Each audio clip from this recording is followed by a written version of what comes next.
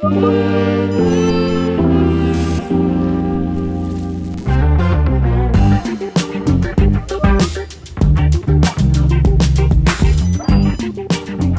everybody. My name is Pablo. Thanks for watching and listening to the Dots podcast. If you guys can hear in the background, we have all the babies right here because I have a special guest. It's I promised this guy at the beginning of the season 1. We are in season 2, episode 2. So if you guys didn't know, today is a special day for me because I'm not only having a good friend, but it's one of my best friends. And I have admiration for this guy since we met. Actually, we just linked, and it's been like that. If we can call it chemistry, but it's been something that we have a lot of things in common, but we actually have a lot of things that we're not. It's not in common, and we share a lot of things in different ways, but at the same time, we accomplish a lot. So, but I just want to say thank you for listening. Thank you for watching. If you have not, please subscribe, hit the notification button, hit the like button so you can support the channel. And if you're listening on Apple Podcasts and all the platforms, beautiful platforms that we have out there, please review us and give us a 5-star review so the platform can actually spread out the word. Actually, one of the things that I'm very... Well, I'm just going to do this presentation first. Here is my friend and compadre and all the good stuff about what you can call a friend, actually. But Jason Bautista is here with us. Jason. Well, thank you for having me today. I appreciate it. And yes, you're right. I think it's chemistry and just having the appreciation for each one of us, what we bring to the table to our friendship and to our families, and meshing that together. But bro, it's more about bromance than I mean, if I could have a twin brother, you can actually just be that person. Absolutely. I just wish I had a little bit more hair, so, but it makes it easy. Getting ready in the morning makes it super easy. But, I'm just trying to catch up to you with the number of girls that you have. Bro, come on, bro. You probably not going to get to that point. Well, bless the Lord. I'll receive it. Bro, we've been actually talking about you for at least 2 to 3 episodes. And it's like, where's Jason? It's like, you're hard to get to come and just enjoy and be a part of the That's Club. So, as you know, one of the things that we do is we always talk about, hey, your parenthood life. We talked about, mental health and all the good stuff and things that actually we can help the listeners and our audience, because it's very important to have mental health in this stage. If you are a dad, if you became a dad just recently, well, you are for a big treat, because it's a long trip. It's going to be a long trip and you're going to need support.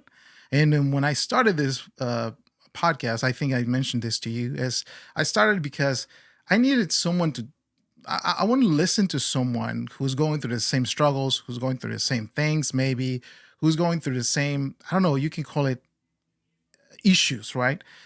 But and I couldn't find it. I found different stuff, something that I'm not even attracted to.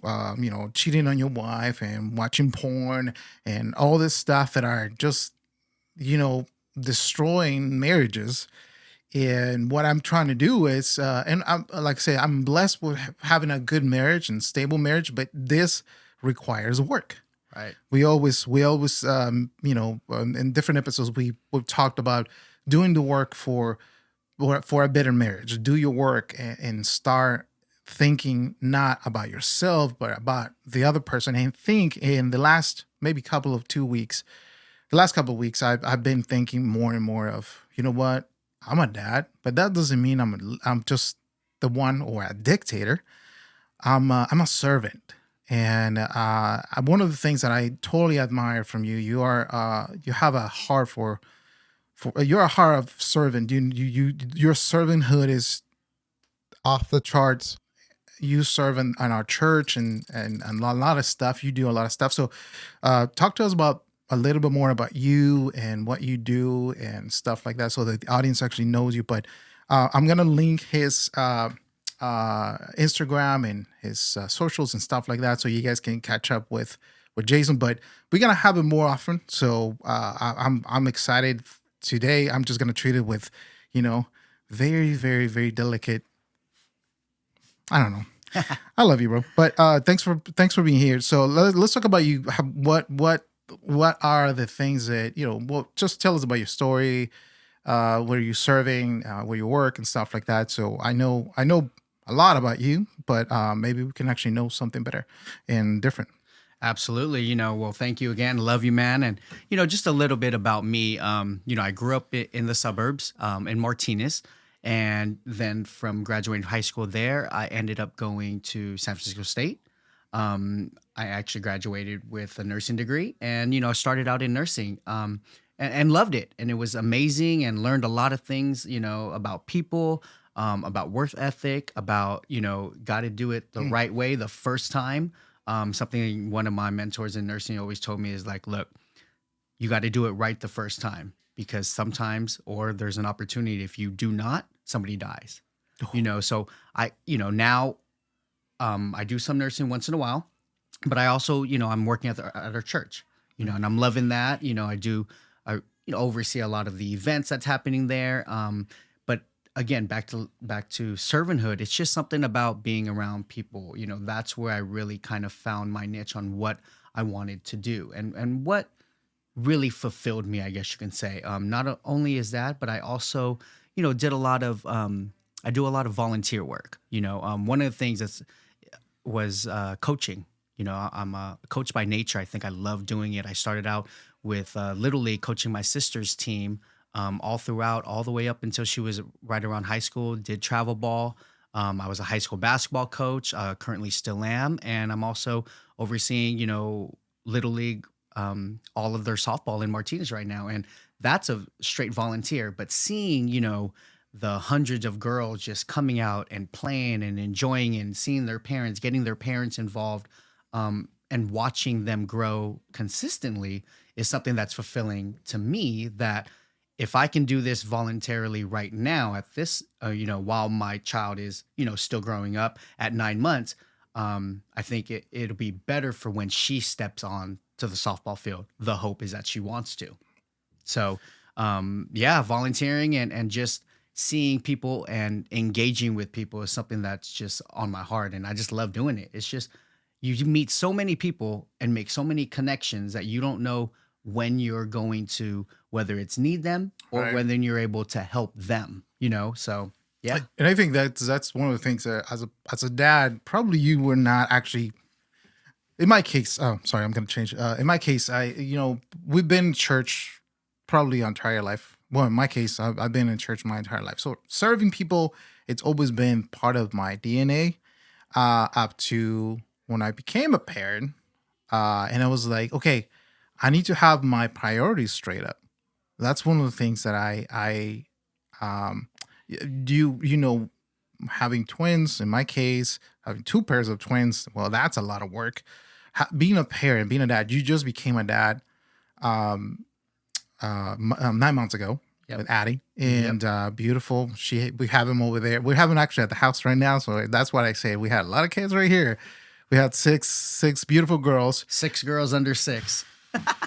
I love it. and we are girl dads, right? Yeah. So I love that part of my life. I never thought I was gonna be a dad, and if I knew I was gonna be a dad, but I never thought I was gonna be a dad of 5 and of girls, and that makes me think a lot of what you go through in life, Right. and I was like, we talk about stretching yourself in a way that is totally different, in a good way. You've been stretched out as a dad in a good way. In my case, like I said, bro, I'm stretching out. Yeah, he's stretching every single day. I'm stretched out.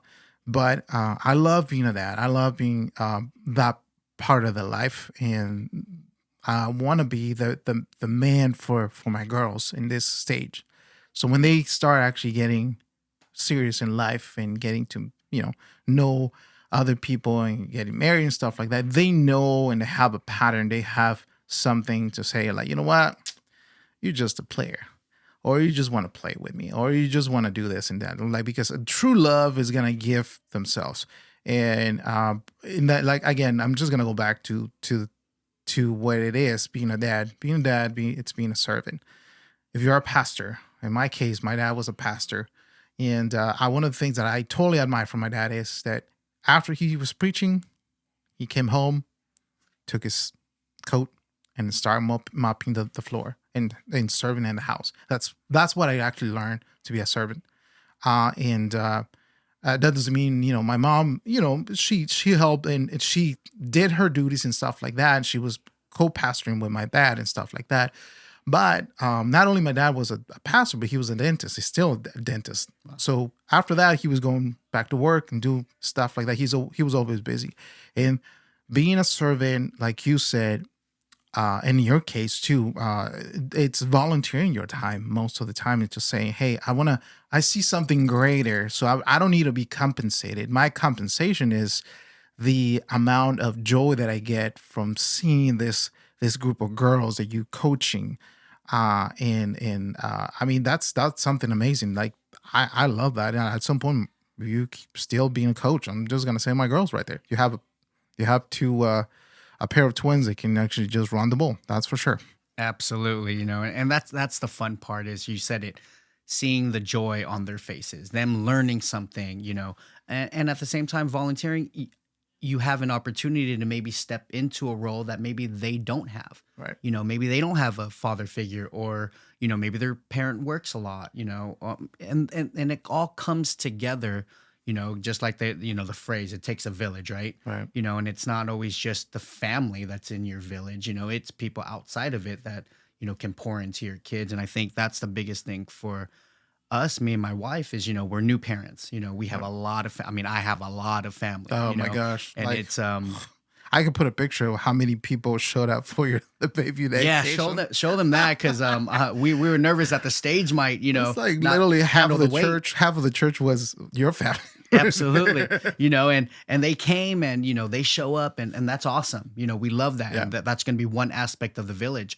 And I think the other aspect, as she grows, is going to be her teachers, and making sure as a dad that those people are being put in her life specifically and for a reason, Right. Like all of her coaches, we want to make sure that they're good people. And also, that's what I was saying. Like, they actually fit the structure. Right. And I want to talk about that. I think I spoke with you about this, discipline in the structure. Yeah. Do me a favor, before we continue with this, put your mic a little bit closer. There we go, like that. I talked about this with you before, in when we actually just go to church and stuff like that, between the difference between structure and discipline. We see a lot of kids, we see a lot of people, we see a lot of grown-ups that actually grew up with discipline. And a lot of things, discipline for these people is a trigger. Oh, my dad disciplined me by spanking me. Right. My dad disciplined me by beating me up. My mom disciplined me by throwing la chancla. In my culture, like the Hispanic culture, my mom, she used to have sandals that like throwing like to us because she was frustrated at some point. Now, we always talk about the differences between the different eras, the different the differences in time, like baby boomers, they were raised by the silent generation, and they're called silent generation for a reason. They just kept it quiet. Mm-hmm. They never actually complained because, hey, you got to suck it up. Baby boomers are like almost the same, but they just kind of like, well, you know what, I'm going to give my kids more grace. And then Gen X, and then the millennials, our era, it's just technically, we started thinking about mental health. Right. And I was like, wait, how am I going to get all this stuff? We don't have to beat my kid in order for me to make a point with them, right? And in Gen Zs and alphas. Now, our kids are alphas in this era. So what is your take in that sense about between discipline? I know what it is, but I can give you this throw it to you because our audience needs to know that you don't have to beat up a kid in order for you to make a point. And then if you don't actually give the structure before the discipline, it's not gonna work. Right. It's not gonna work. What do you think of that? No, and I think, we'll bring it back because you were talking about eras. So we'll, for our visual learners, think about, let's just talk about, I'm a basketball coach. So think about the 80s and the 90s, right? Basketball, you can get away with a lot more, right? Flagrant fouls, that would be called today, wasn't called then. They're a lot more physical compared to what it is now. Right? But I think at the same time with it, there's a different structure on how the game is played. Right. And I think that's where children, being a dad, I know that, with me, was I spanked? Absolutely. I was born in the 80s, that's what we were used to doing. Yeah. But I think you're right. Absolutely. And sometimes it was like, you know what? Smack you. And you talked about, their shoes being tossed. I mean, in the Filipino culture, they call it chanelas. It's, that's their slipper. It's being tossed. And the toss of chancla and chanela. Yeah. And kind of in a way, it's either you get out of the way or you get hit. You know what I'm saying? So it helps with reflexes as well. So, but I really believe, yes, children need structure, right? They need to be told what they can't do, what is going to be, I guess you can say, what's the better. And then what's the I would best. just say maybe what's the difference between like discipline versus structure? Because we can see actually the words, if you can go into the dictionary, they mean the same thing different. But what I've learned, I think in my case, is the structure comes before the discipline. Because most of the time as parents, we go like, okay, you're in timeout. Okay, are you giving the structure of why she's going into a timeout? Right. In my case, my girls, right? No. Okay. So is your discipline going to work if you keep on going or doing the same thing before the structure? If the structure for me is, I'm going to sit you down and like, you know what you're getting in trouble for. And I noticed that with my Isabel, right? She talks back now. Mm-hmm. And I had to sit down and it was like, okay, structure right now, go. And I started talking to her and I said, I'm going to put you on timeout because this, and this, and you don't talk back to anybody like this. I know you have your differences. I know you have your opinion. I value your opinion. But in this case, you are wrong because of this, and this. You talk loud and you start explaining stuff like that. And then you can see her face like melting down and just saying, okay, I'm going to go in timeout. And she takes the discipline. Yeah. And she's got, I'll just put a timer. I'll say, hey, Siri, put a timer for 2 minutes. I'm not going to say it because she's right there. That's how it is for me, right? I was like, I'm not going to discipline you until you get the structure. And it's hard because sometimes you forget. Yeah. But that's what I'm talking about. Okay. Yeah, no, I believe that, yes, you're right. I believe the structure has to come before the discipline. You got to be able to talk to your kids, and explain to them and give them the reasoning on why you want things done a certain way. And when it's not done that way, they need to know why maybe they're getting in trouble or why it didn't work out. And I believe, discipline is a part of being a parent. You have to discipline your child. And that's going to, one, keep them in order, but at the same time, it's going to teach them life lessons at an early age about consequences. I believe right now, maybe in our culture a little bit, there's not a lot of consequences, for the teenagers or young adults sometimes. And I believe it starts at a young age to understand, what, I'm being told to do it this way. Yes, I can put my little flair on it, my little twist on it, because, we want that personality to come out. But at the same time with it, if it doesn't work because you didn't follow the rules, then there's a consequence that needs to happen. And I believe that consequences builds character. Yeah. Consequences builds character, good. And it, and it allows them to, and maybe not at Isabel's age right now, but a self-reflection of somebody that's older. I'm like, you know what? I'm a teenager. I got grounded. I got all my electronics taken away. And what do I got to do now? They don't know what to do because they're so used to electronics. Yep. Maybe read a book or maybe talk, talk to a sibling, maybe talk to your parents. I think they're missing that a little bit because the discipline's not there. The discipline of from whether it's from their parents or just discipline from a grandparent. Maybe it's not there, who's in their household. So I do believe explanation goes a long way Yeah. with them understanding it, so they're not making the same mistake over and over again. Yeah, and, Right. and well, this is one of the things that I spoke with brother Eric in the last episode. Again, this is episode 2, season 2, and one of the things that we talked about, it was discipline, versus structure. We went more in a different way, and we sorry.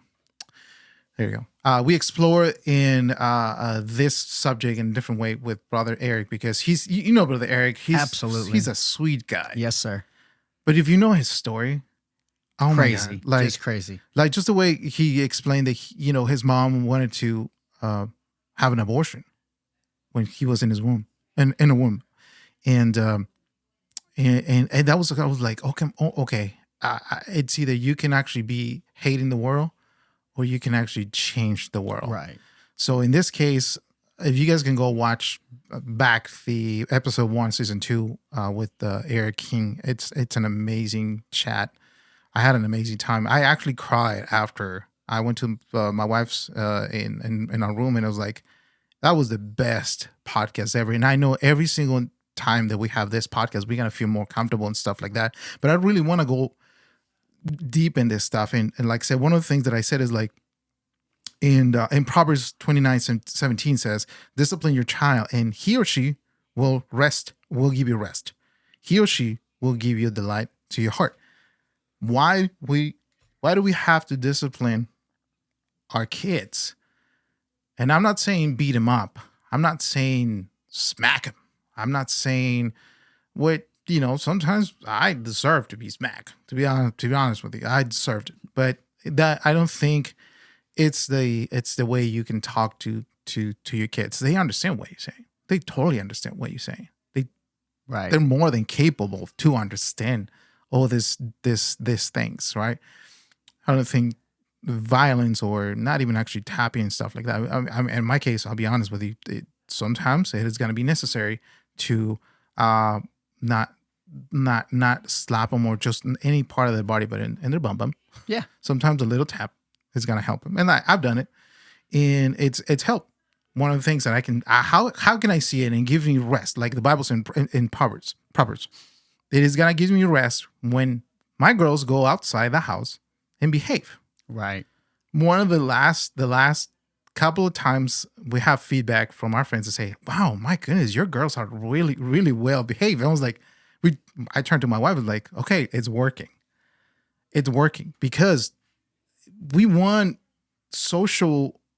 We want to socialize with people. We want them to enjoy the social part of life. But at the same time, I don't want it to be brats. Right. Right. I don't want them to be like, hey, I don't want your kids anymore. Like, and instead of that, like, my house is open for your kids anytime.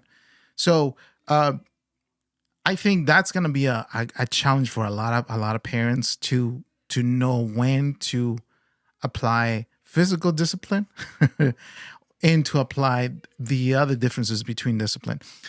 But I mean, just tell us about your childhood, and how did you grow up? And like, did your mom like really go hard on you? Because my mom, she went hard on me. Oh no, my mom, made sure that I knew that once I stepped out of this house, I needed to be in line, because it's a representation of her. Oh, wow. A representation of her, of who she is as a mother. And, it's not that she was concerned what other people thought. It was more what you're saying. She wanted me to present myself in a way of, what? Get the invitation back. You were invited one place, which is great, but it's even better when you're invited back again. Right, open doors. Absolutely. And I believe my childhood was great. It built me into who I am today, and understanding of what maybe worked for my mom with me, might not necessarily work with myself with Addison. Obviously, a boy and a girl. Yes. Is there some differences that you have to do? Absolutely, 100%. You can't treat everybody the same. No. And one thing, my wife and I learned with Addison is, she's starting to understand our tone.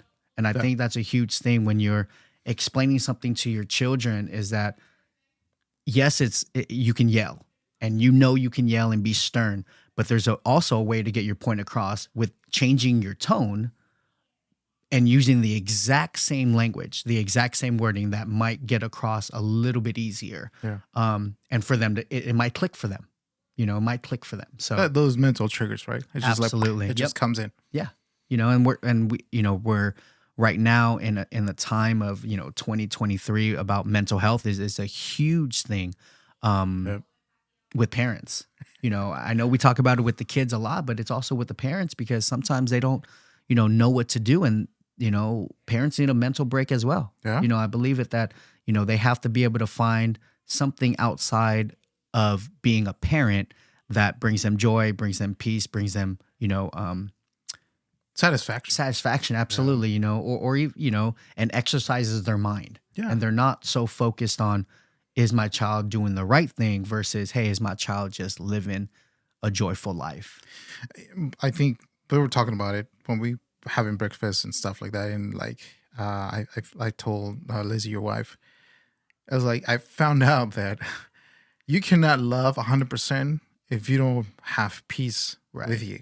In our case, for me and my wife, having peace is having to rest, go to sleep, because it takes a toll on you so hard that sometimes you just don't want to be with them, and not because you don't love them, it's because your physical body is just going through so much. And I'm saying it for the moms. In my case too, I can actually hold it a little bit better. And I like I told Lizzie, like, hey, I do all the stuff right here in the house, dress the girls, and having to lay anything on Maggie, the minimum, just for her just to focus on the girls. Right. But it's, for me, that's easy. That's an easy part. For Maggie, my wife, for the moms out there breastfeeding and stuff like that, it's not only physical when you put your baby into your breast and stuff like that and start breastfeeding, but that chemistry that not chemistry, but that connection between you and the baby is everything. So when you actually are tired, you're not gonna give 100%, and that takes a lot of work for a lot of people, for the women out there. And I salute you. I give you Absolutely. my respect. It's like, oh my gosh, you guys are going through so much. And I told my wife, I'm gonna put a monument outside because you deserve one. After 5 girls, 3 conceived, three times, and 5 girls, my wife deserves everything. But I just see the connection between having peace to love someone. In order for you to love someone, in order for you to love someone, you need to have peace. And that goes a thousand ways, right? That goes like, hey, if you're in a season that you want to get married and stuff like that, and you don't have a girl or a partner and stuff like that, you need to have peace with yourself. That means you need all the baggage you've been carrying. You need to get it out of your bag first in order for you to go into a relationship. Absolutely. Otherwise you're going to carry your baggage with you into a relationship that is going to make it worse. Because when you're in a relationship, and then we're going to move into this part, when you are in a relationship, everything amplifies. It's amplified. The minimum stuff in your life and your character and the way you are and blah, blah, blah, it amplifies, bro. Yeah. It totally amplifies. Yeah, and I think part of it gets exposed once you find your significant other, because maybe it's certain things that I didn't know I was doing, to whether it's to other people or talking to your parents or talking to your siblings or talking to your cousins, that I didn't know because I don't see it from that point of view. Right. But they see it from a different point of view. But they're all wanting, your significant other wants you to be the best version of you. Mm-hmm. So they're going to point those things out. And I think that's a huge thing. Even going back to what we were talking about with structure and discipline, sometimes your significant other is going to give you the structure. And then maybe the discipline's not a physical discipline, but it's a verbal discipline. Yeah. Like, you know what? The way you spoke to that person. So disappointed in you. It made me feel uncomfortable. Yet alone, what did it make for the other person, you know? Right. So sometimes I personally, Lizzie has to tell me, hey, you got to watch your tone a little bit. So that's one thing I've been working on, is working on my Oh tone. my God, And I've been working that for 6 years. absolutely, you know, and it's a work in progress, you know. It is, And I'm not gonna lie, sometimes I mess up, but at the same time, when there's a success, I celebrate it, and I'll celebrate for like 3 days. And she's like, "Why are you still celebrating?" I said, "Because I Like, think." girl, I won. Absolutely, little victories, right? You know, when you win a championship, it doesn't go away just because that day. No, You're you bragging I want the parade You're and bragging. everything. Yeah. No, Jason, like, that's one of the things I wanted to have you here, because you have a different perspective of serving it in, like I said, your character. I know your character. I know how you are. We are like so much. Yeah. We have a character, that strong character, that we can yell. We can be super mean. And even actually, we don't have to yell. Sometimes we can be so mean. And then the way our daughters, and my daughters in my case, they've been tender in my heart so much, to the point that I have to watch my tone. I have to watch things, the way I say things. And now in this age, they're 6 years old. I'm about to be 7 in December. They, oh my gosh, like, they can tell you literally. This is what we use sometimes. I don't know why I use this, but it was like, you broke my heart, right? And it was Yeah. like, it's things a little bit harsh. I'm gonna change the narrative, but at the same time, it's like, man, it just breaks my heart sometimes to see them go like, full like, oh, don't talk to me, or I don't like them, because I heard this before with my girls. I don't like this family. It's like, well, if you don't like this family, get out. Right. You know, and that was actually, I think I said it once, like, all right, there's a door, go out, and then they think about it, and it's like, you want to go live with another family, and they think about it and just looked at you like, no, I'm sorry for saying that. Like, so we say things out of anger, and we say things out of not being in a good place, and that's why I'm encouraging everybody, have peace in order for you to have a relationship. Yeah. Now, with God, it's different. You can actually come to God, and Jesus says, you come to me the way you are, don't worry about it. I got you. I'll fix you in the way. You got to be fixed. And I mean, in our lives, in my life personally, but I can testify and I can say the same thing for Jason, because in his life, I know God has been working in our lives in different ways. Just the way we interact with people at church, we interact with a lot of people in different ways. And at the end of the day, like the Bible says, wisdom is going to be proven by results. Right. So I turned out well. I turned out to be respectful of everybody.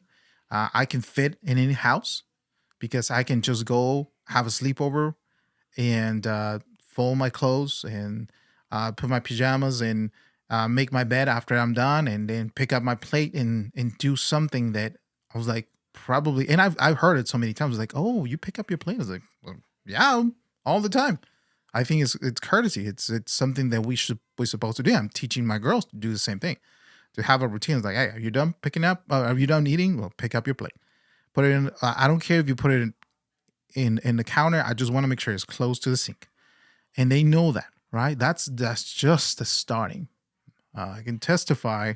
Many teenagers these days, bro, they don't even pick up their own plate. No, they'll leave it exactly in the same spot that they ate their food, whether it's in their room or, you know, in the car or wherever. But I think that's amazing that what you're doing, because they're at the age of understanding responsibility. Yeah. So little responsibility of something that as small as picking up your plate is huge, because it's something that they ate off of, that fed them, that they used. Right.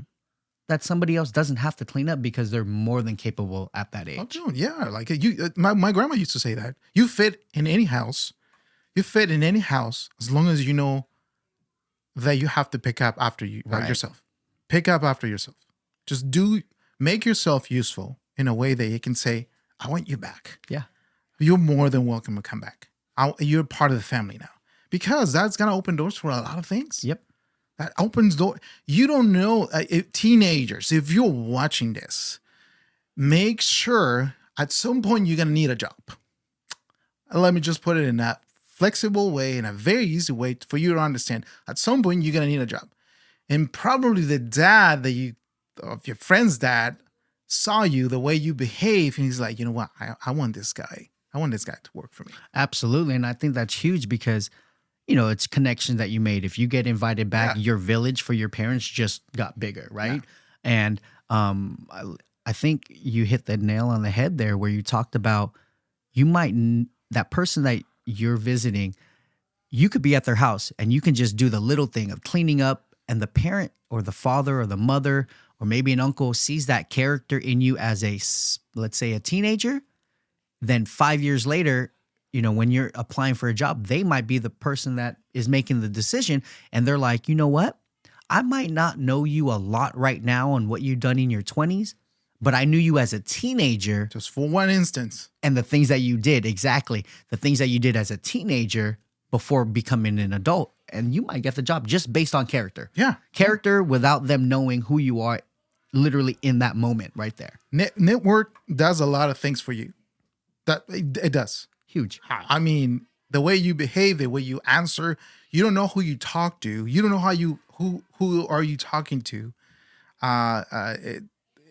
In just the way you say things, maybe in a kind way. You were kind with someone who didn't like, he was like a rich man, and all of a sudden is like, hey, you want a job? Like, wait, what? It's like, no, don't worry. But you open doors the way you behave. And then you said something very important. You are an extension of your home. Right. No, and I truly believe it. That was ingrained in me as a young child. My mom always said, and my dad always said, you're an extension of us when you go out. It's not just Jason going out. It's, hey, it's the Bautista family that they're seeing, because they might not meet, growing up in high school. There's some of my, when I went out to friends' houses and all that stuff, my best friends, yes, my parents knew them. But there were times I went over and my parent hadn't met their parents. And the only inclination or vision or interaction that they had with my parents was through me. So I believe that being that extension is huge. And we'll just talk about networking, because maybe our parents work together, don't even know it, because maybe they're at different locations. Oh, That can be huge too. And I believe for a parent, right. Or as a dad, let's just say as a dad, if somebody comes up to you and says, I met your son was at my house, and man, you have an amazing child. For a stranger at that moment to say that, I think that's huge That's huge. That's huge for a dad, huge. right? Yeah. Because a dad wants to be, making sure that their kids are doing the right thing, and and they're in most or some households, they're the person disciplining them, right? And they're saying, you know what, it worked. Yeah. Whether it's discipline, it worked, or the structure that I put down worked. But what we're doing as parents, it worked in your home because it's being seen out there, outside of your home, literally to be put on display. Right. I mean, that's in the case in my case with my wife, me and my wife, our daughters, they've been going through different homes right now just to go have a play day or something like that. And we always have feedback. And I just told them, like, hey, be honest with me. I'm not going to get mad if you tell me your kid is a brat. But I was like, okay, I've been receiving nice, good feedback. And at some point, that's part of leadership. And I'm going to talk about this, right? Let me just go back really quick to what discipline means. And discipline means work. Yeah. For those parents out there saying, discipline means beat up. No. It means work. And let me just tell you this. Hebrews 12:11 says, no discipline seems pleasant at the time, but painful. Later on, however, it produces a harvest of righteousness and peace for those who have been trained by. It is a reward. There's a lot of work on that. Yes, it is a lot of work. If you're a dad, if you're a mom, you know that training your kids to be a good human, social human out there, it's gonna require work. For those parents who lack of motivation to train, right? And let me just call it the way it is: laziness. Don't be lazy. Don't be lazy, because your laziness is gonna create a monster, or it's gonna create somebody else that the society doesn't want around. I'll be honest with you. I mean, we just saw what happened in Tennessee, that unfortunately this took some kids' lives, and I cannot think the pain that this parent's going through right now. I mean, they were 9 years old, almost to be 10 or 10 years old. It breaks my heart just to think about it. But it goes back to what you see in your house. Yes. It goes back to everything it's a reflection of your home. If you're a kid who are literally just maybe going in life just thinking that you're not gonna have consequences, my dad used to say something like this: "If I don't teach you right now, the police will teach you. If I don't teach you right now, then your boss is gonna teach you, or you're gonna don't talk back, or don't say stuff that are out of order, or have a filter." Absolutely. Absolutely. You know, and I think, you know, we talk about, we for us, we're ingrained in our faith, right? You know, we talk about little building blocks of faith, right? As you're building, your faith builds and builds. And I think that has to go the same way with discipline. Yeah. Little things that children get away with. Let's just talk about talking back, right? They talk back. Now it builds a little confidence in them, right? That they can do it. And then maybe as a teenager, they keep doing it. Yeah.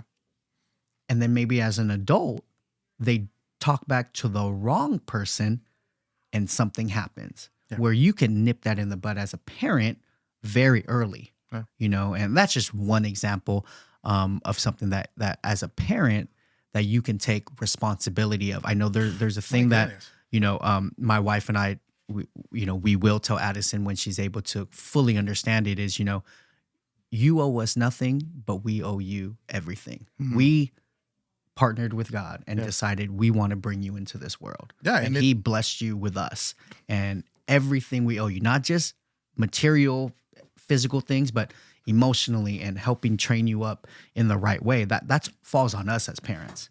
And as a dad, I take that, you know, I think you take a little bit more responsibility in that aspect of it to make sure that it's done correctly and partnering with your wife. Yeah, and the partnership. Listen, when you get married, it's not about sex. No, it's a partnership in every single way possible. It's a partnership. And in your case, you and Lizzie, you guys were friends, and I can tell you that they were super friends. They were cool. I was like, I never thought they were gonna get married. I was like, dang, like super cool friends. You always hang out with people. If you're in a season where you are dating someone, hang out with people so you can see how that person handles himself around people. Because closed doors, you guys can handle it. Right. But outside, that's going to be the representation that you need to see how his household it's been guided, right? So that's one of the things I learned, and I'm so thankful for Pastor Violet, because when I started dating Maggie, we talked a lot. Yeah. Something that I didn't do before. Something that I was like, you know what? She became my best friend. And then years later, when we got married, it was like we didn't have kids. I thought we were gonna have kids soon, or maybe like 2-3 years after we got married and stuff like that. But issues start coming up, more afloat. And then I start seeing myself now as a parent, but I'm sorry, as a husband. Marriage is a reflection, marriage is it's a mirror when you're gonna start seeing the bad things about you, because your emotions are gonna be stretched out. Your life, your thoughts, your mind, your just the way you say stuff. Sometimes the other person's like, that was not funny. You try to make a joke, it was like, that wasn't funny. It was offensive. Girl, maybe. I was like, girl, that was funny to me. I was like, well, not to me. Okay, well, next time I'm gonna check my tone and I'm gonna try to see what makes you laugh, right? Because I know we laugh before, but sometimes those hard jokes, I'm like, come on, girl, just laugh with me, because you and I, we share that. We joke and it's like, dude, that was dark, right? And it could be like 3 words. Yeah, it could be 3 words. It can be 3 words. And for my wife, it's like because now I can tell you this. My wife works with Jason at the church, so they're in different departments. My wife is the early childhood director in our church, and Jason takes care of what do you take care of? I mean, what you don't take care of. Hey, if I can do my job correctly, that makes it everybody else's job You're the easier. event planner That's at the the goal. church and all this stuff. Like he handles all this stuff. Like he knows a lot of people. Now, networking, I'm sorry, networking, this guy knows about network. And that's something very important for a lot of people because uh we we we have to live by networking, Right. right?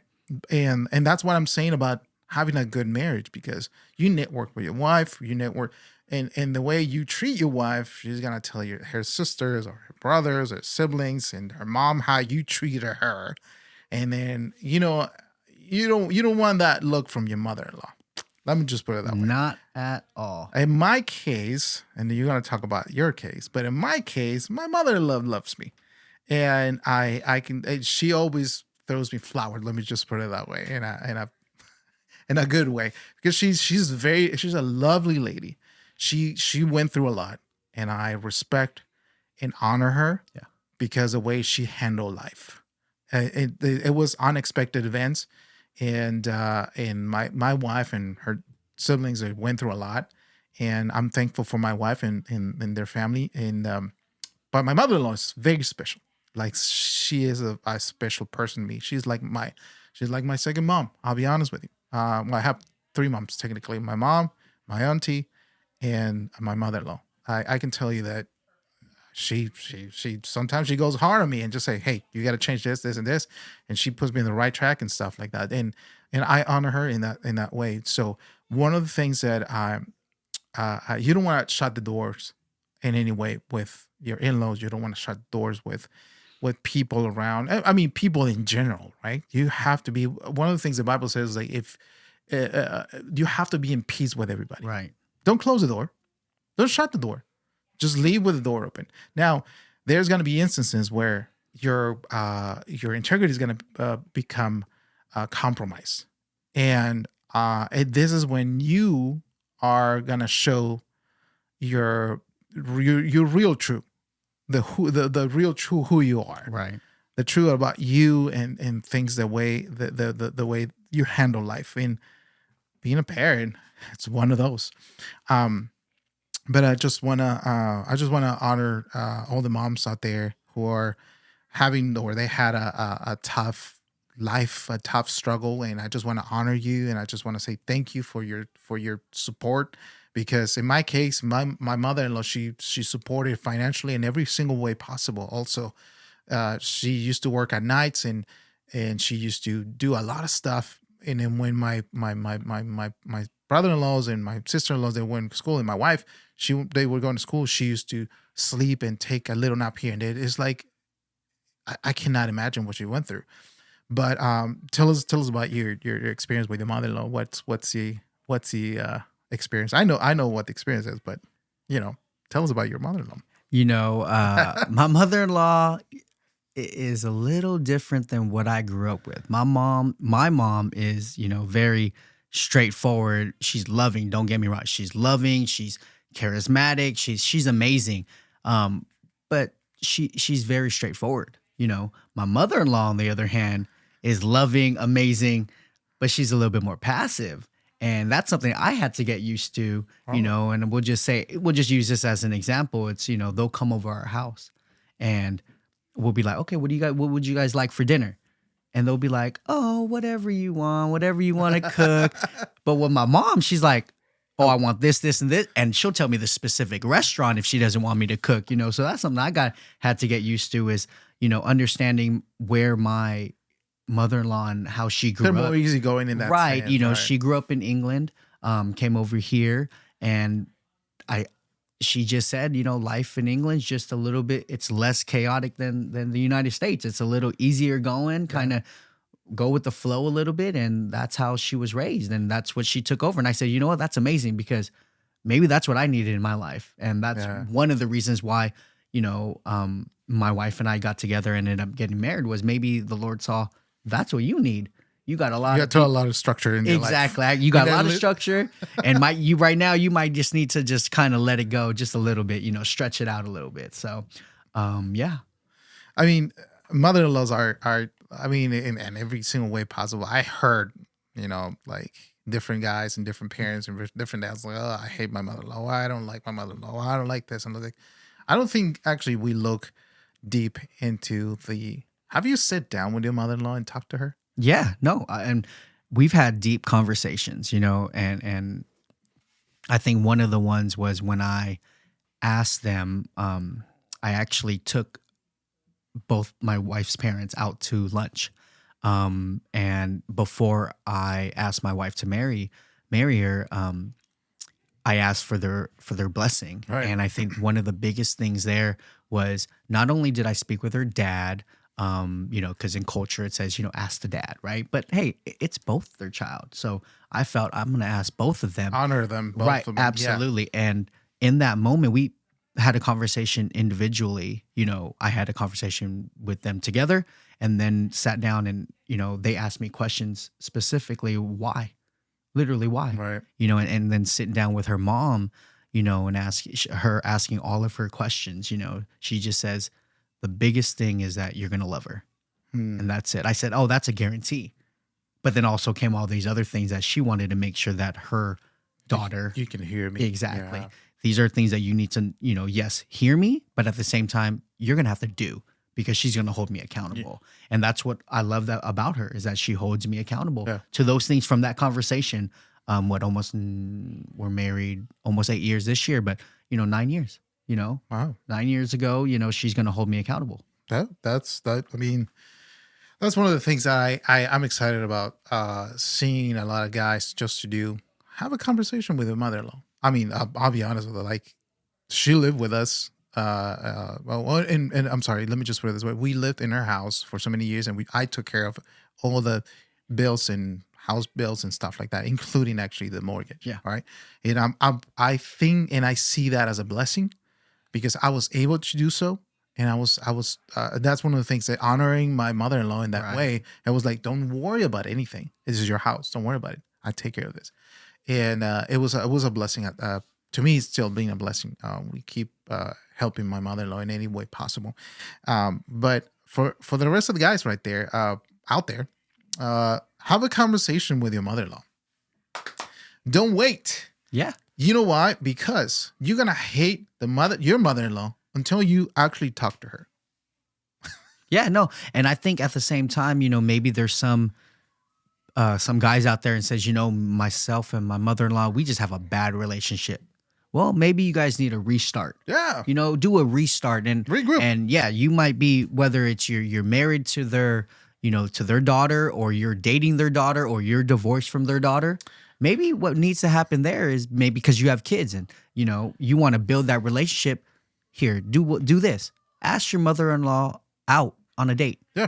Not a romantic date, but hey, I want to take you out. That's sick anyway. Right. But if you ask your brother for a romantic date, we're talking about something totally different. This is not biblical, guys. But right. Make it biblical. Ask her out. Just like I've done it. I literally took out my mother-in-law. It's like, hey, come on, let's go eat, and I'll just take you out, and we just talk, and I just listen to her. Let me just put this in a very different perspective. You and her, or your in-laws, not only your mother, but in my case, my mother-in-law, me and her, we have something in common. It's her daughter and her grandkids. Right. So, and that won't ever change. That will never change. That will never change. And I want to make sure this works for both of us, because I've seen it and I've done, and I heard it so many times. My mother-in-law, sometimes she says what she thinks, and like sometimes it's just gonna be like, I'm just gonna bite my tongue and I'm not gonna say anything. But I know her because I have a relationship with her, and I respect her. Up to this day, anytime she says like, "Hey, don't forget about this," it's like, "Yes, mom, don't worry." But I already took care of it. But I'm just making sure she knows that I'm acknowledging her, the authority that she has over me. Right. I'll be honest with her. She has authority over me. Absolutely. And she's my elder, and I love her because she's the mother of my wife, and I love my wife more than anything. But I have to love what my wife loves. Right. That is something very important for a lot of people who don't get it. Mm-hmm. Don't get, I love you, but I'm never going to love your parents. So technically you're not loving the whole structure the whole spectrum of what your wife is, or your Right. woman, or your spouse to be, or your fiance and stuff like that. That is something very important. Oh my goodness, we can talk about this all day long. Yeah. But loving something that you don't like because of the sake of your loved one, it is something that it's either gonna consume you and draw you away, and take you away from this relationship, or is gonna make you go deeper into this relationship. And I think we don't hear this conversations a lot about loving your in-laws. No, and I think it's a huge aspect. You said it there, is that they're above your wife. They're your wife's parents, right? Yeah. So yeah, they come along with it. I believe the mother-in-law, the father-in-law, they come along with your wife, because who your wife is because of them. Yeah. And let's just say you don't have a good relationship with either one of your in-laws. Well, in golf, they take a mulligan sometimes. Maybe you need to take a mulligan and we're going to start over, and we're just going to start fresh from right now. Because I believe that's the blessing in it as well. Showing honor where honor's due, right? Yeah. I believe in that. And I think honoring their parents, or your significant other's parents, is huge. Huge. And I think that's going to add to you. That's going to bring a blessing to your life, because you're blessing them or honoring them. And in turn, your wife, she's going to appreciate it. And it goes both ways to the woman as well. Right now, if you're a mama's boy, that's going to be a problem, because you're going to be comparing your wife to your mom all the time. Right. And the Don't thing do is, that. do you want a mom or do you want a wife? Yeah. They're different. They're different when Bro, you're the child. I know people who really actually they're mama's boys. Like her every time they go to their mom's house, they always, let me serve you. Let me put a plate on. I'm like, boy, I'm gonna smack you. Right. No. Just grow up. Pick up your own plate. Right. Pick it up. Make yourself some food. Grab something. You know where everything is. Right. Don't give me that. Have some respect for your mom. Absolutely. You grew up, and for the most part, you probably grew up in that house. So you could probably make something for your mom. You know what I'm saying? How about you do something? Hey, mom, let me just take some, I don't know, let's just pick up some food. And I hate mama's boys. Yeah, no, I can't. And for me, I think I got too many inside jokes about that, and I just can't deal with it, because I believe to a certain extent you could love your parent, you could love your mom, right? Yeah. You can love your mom, but at the time there has to be a time where you got to cut the cord. Yeah. Cut the cord, breathe on your own, eat on your own. I believe that you have to be able to step out and stand on your own 2 feet. Yeah. Growing up, my cousins and I used to joke around like, I stand on my own 2 feet, and this is like, we're 13, 14-year-old, Yeah. I don't believe that, you're standing on your own 2 feet there. You might be standing on your own 2 feet, but you're standing in your parents' house, type of thing. But, mama's boys, let it go. Don't be one, love them, but don't be a boy, because now you're a man, right? Don't be a boy. So, that's one of the things I'm sorry, I'm just putting something, I gotta edit it right here, minute 58, because I really think you're cutting the potential by being attached to your mom too much. Right. You cutting the beauty of experimenting new foods. Let me just go. And in our culture, in the Latino and Filipino culture, we're very close to each other, and in the flavors, the way my mom cook. Oh my goodness! If you tell your wife, "Oh, I wish you cook like my mom," that is a totally stupid offense against your wife. A complete insult, I believe. I believe that's a complete insult. Stupid. So don't use that phrase. Keep that to yourself. Keep that to your yourself, mouth, boy. Exactly. If you want to cook like your mom, you cook yourself like your mom. Or your wife's probably gonna tell you, "Well, go eat at your mom's then." Go. Because I cook. Your wife's probably like, "I cook this way because this is how I cook." Hey, I think, should we call this podcast today? Don't. Don't be a mama's boy. Maybe. Maybe It'll attach some people to see, you know what? When are they going to talk about it? Yeah. Oh my gosh. If you would talk to me the way my mom talks, but shut up. Sorry, shut up.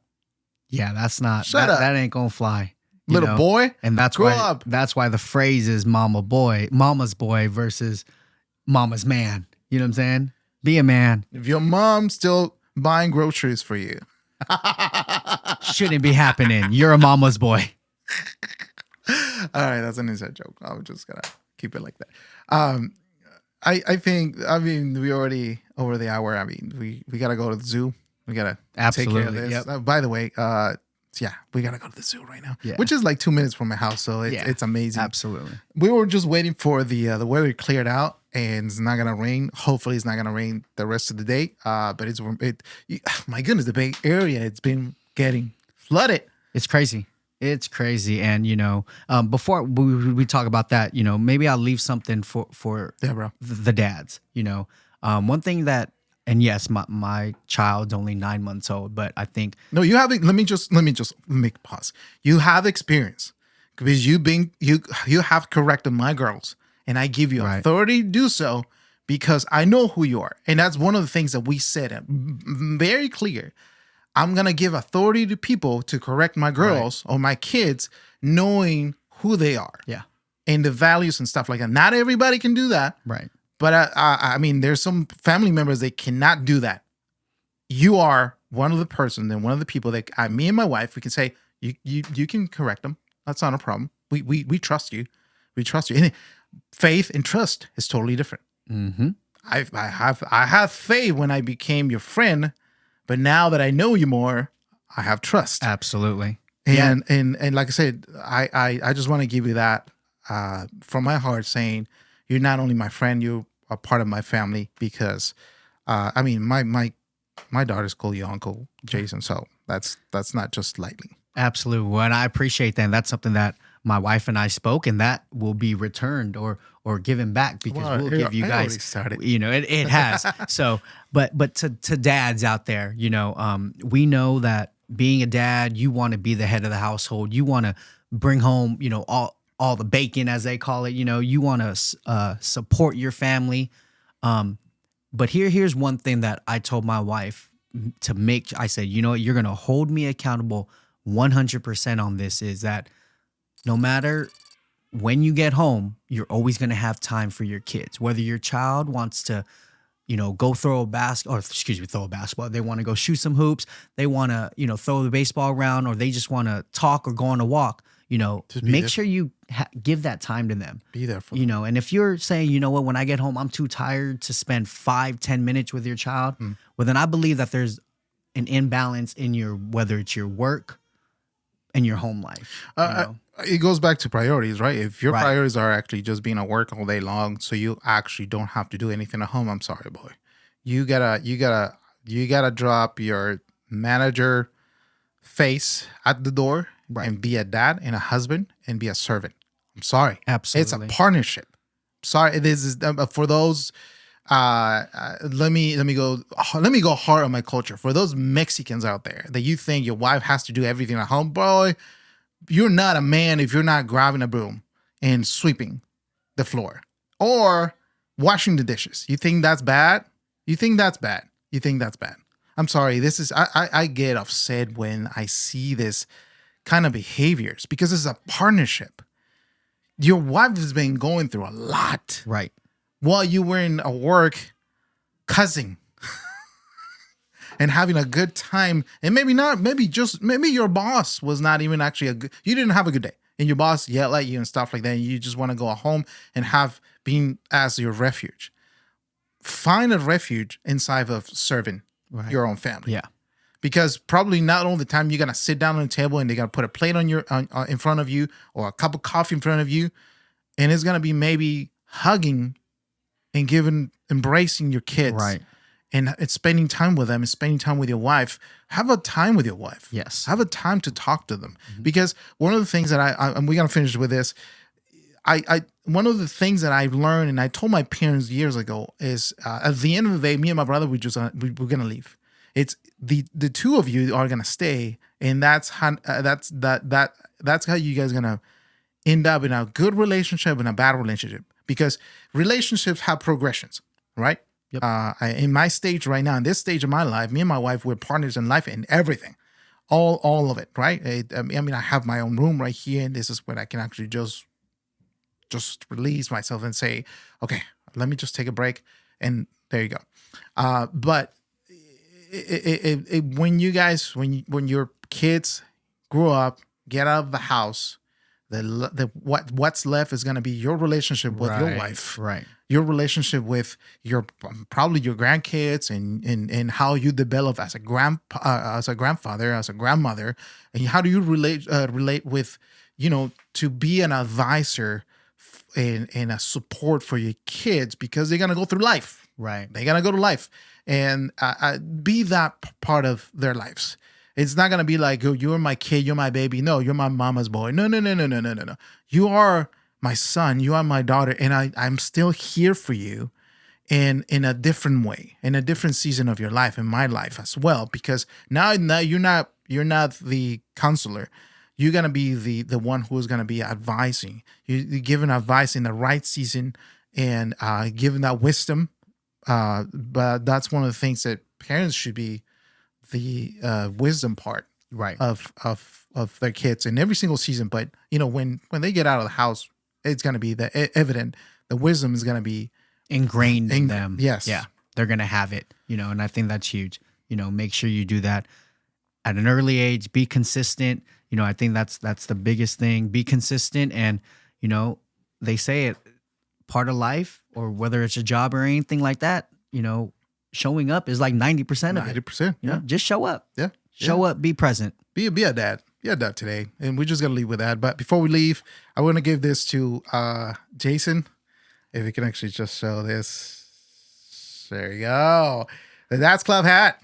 I love it. I appreciate it. We'll wear with pride.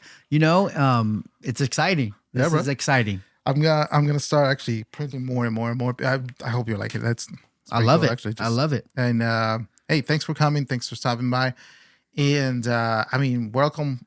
We can actually do this on the video. I know you live like 45 minutes away from me, but if you're around, like I would love to have you back, and just talk about this real tough issues with men.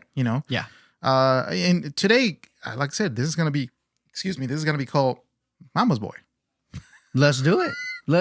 And why discipline and why structure is so important for your kids. I'm just gonna leave with this: structure. It's a train up your child in the way he should go. That's what the Bible says about structure. And when he's old or she's old, he will or she will not depart from it. Why? Because it has structure. Besides the structure, it has discipline. Discipline is when you discipline your child, she or he will give you rest, and he will give you the delight. So discipline means the work for you to have rest, and structure, it's for them in their lives. Yes, sir. Simple as that. Absolutely. Make it plain, right? Discipline for yourself and structure for them, for your kids.